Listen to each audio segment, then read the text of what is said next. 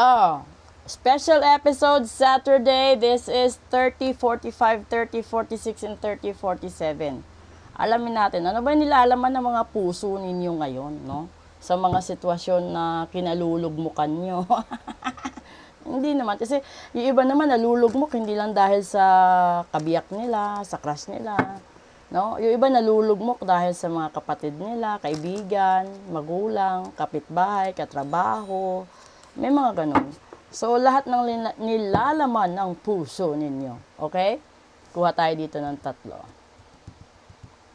Iba kasi yung laman ng puso kaysa laman ng utak.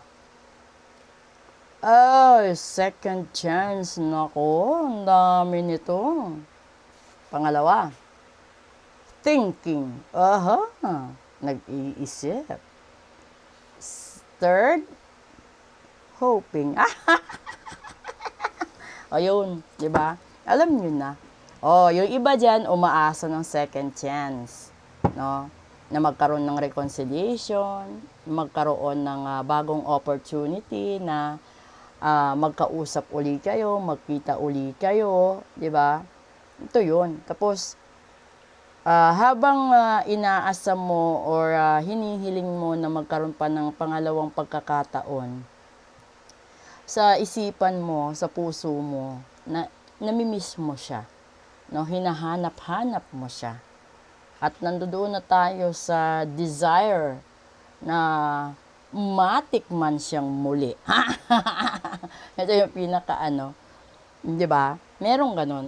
And then, the last part of it is, you're still hoping, di ba? Kahit na ilang buwan na kayong hindi nakita, ilang taon, no? Nag-i-expect pa din ikaw at minamanifest mo pa din siya.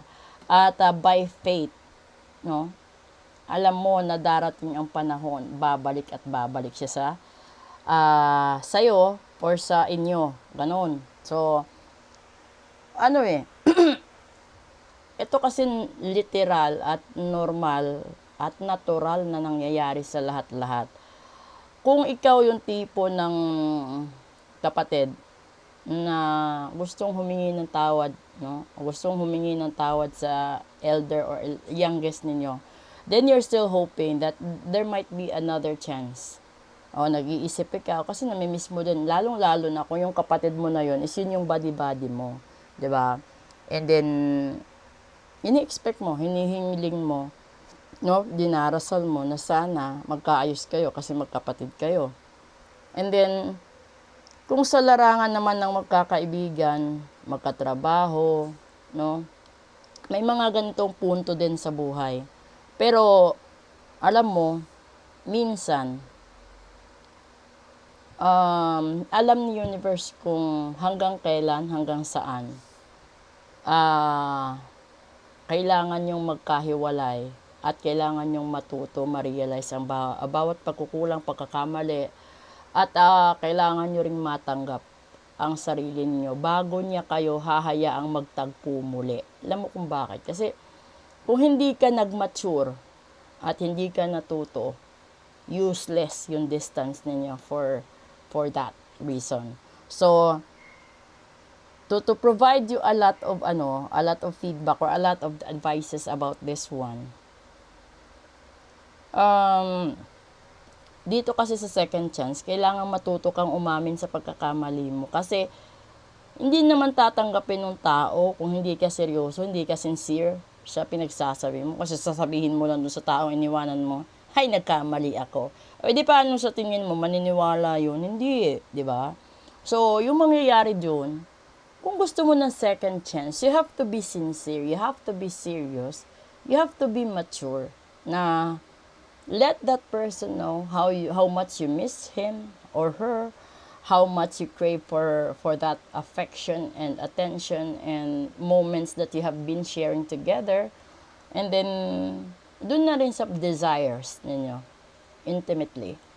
Kasi nandun na it's a package deal na. And then, you are expecting, no? You are praying from the universe, you're praying from God, na by faith, you're still manifesting that this person will be there by your side, that you will be having a second chance. And then, siyempre, pag pinagbigyan ka ng pangalawang pagkakataon, ingatan mo na.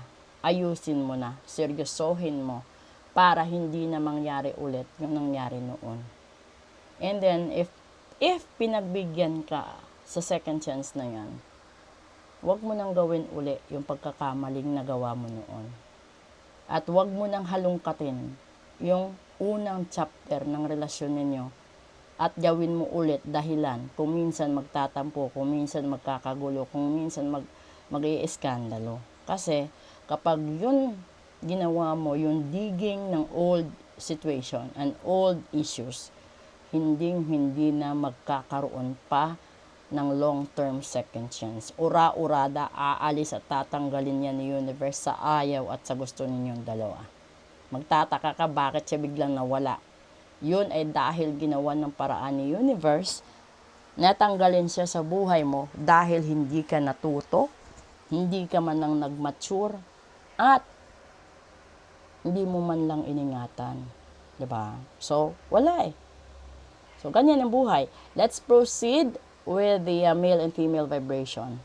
And this is our Saturday, December 2nd episode, special episode. Maraming salamat po.